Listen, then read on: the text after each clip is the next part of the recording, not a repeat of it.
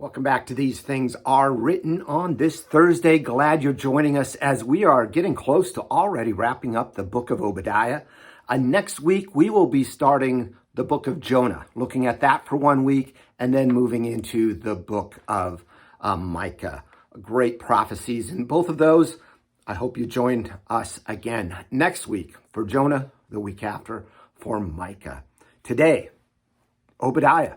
Verse 15 through 18. For the day of the Lord is near upon all the nations. As you have done, it shall be done to you. Your deeds shall return on your own head.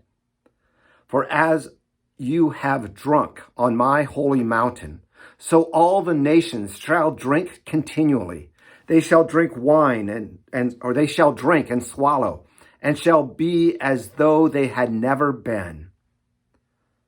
So as we look at this verse 15, it kind of looks like karma, but no, it's not karma. Karma isn't real. This is something that is real. The Lord's judgment. The Lord's judgment coming upon them in the day of the Lord. For the day of the Lord is near, it says.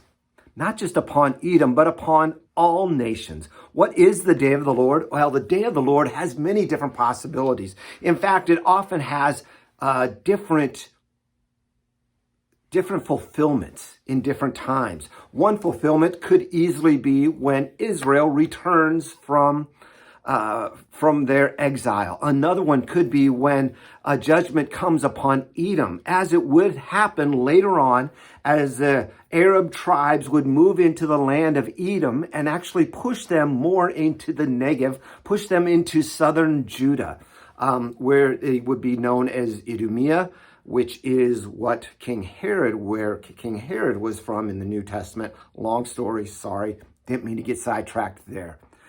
But the day of the Lord could be any of those two, and it's also pointing to another day, the judgment day, the day that the Lord will return to judge the living and the dead.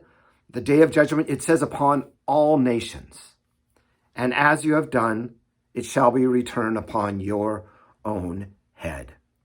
Looking at verse 16, as you have drunk on my holy mountain, so nations shall drink continually. They shall drink and swallow. Really focusing on what Esau had done to Israel by plundering them and doing all of the bad. That would now come upon Esau by the nations. Another way of looking at this, however, is that as you have drunk on my holy mountain, all of those who were opposed to them, they would see judgment as well, and that judgment would come upon them hard. Not just Edom, but all the nations. Let's move on to verse 17. But in Mount Zion there shall be those who escape, and it shall be holy, and the house of Jacob shall possess their own possessions. The house of Jacob shall be a fire, and the house of Joseph a flame, the house of Esau stubble. They shall burn them and consume them, and there shall be no survivor for the house of Esau, for the Lord has spoken.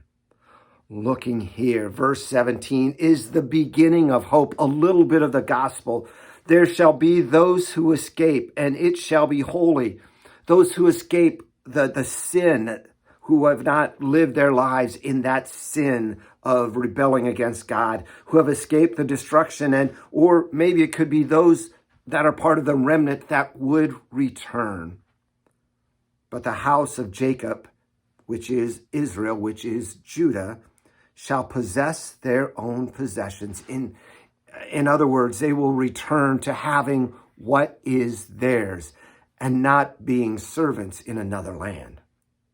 Verse 18, if you look at that again, it forms the house of Jacob in two lines, and then two other lines focuses on the house of Esau. Remember, Jacob and Esau were twins. Jacob, it says in Malachi 1, God says, I have loved. Esau, I have hated. Why? What's the difference? One was chosen by God to be the one through whom his promise would come. The promise of Jesus. One who worshiped the one true God, one who was not God's people. Jacob shall be a fire, the house of Esau stubble. The house of Joseph a flame, no survivor in the house of Esau. The judgment will come upon those who are not of the Lord. Pointing back to the day of the Lord talk that we saw in verse 15 for today. Come back tomorrow. We're going to wrap this up, this prophecy. And we do see the promise, a promise there, not just for Israel, but a promise that applies to us as well. I'll see you then. God bless.